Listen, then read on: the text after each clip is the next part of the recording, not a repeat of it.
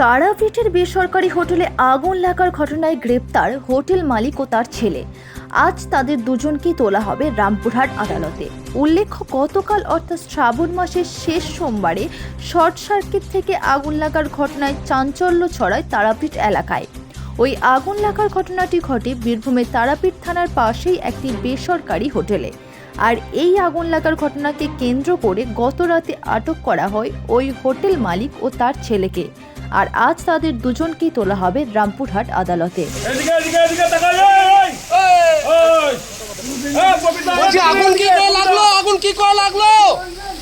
বীরভূমের প্রিমিয়াম কোয়ালিটির ফার্নিচারের একমাত্র ঠিকানা রয় অ্যান্ড রয় এন্টারপ্রাইজ, শিউরি এবং কোটাসুর শোরুম।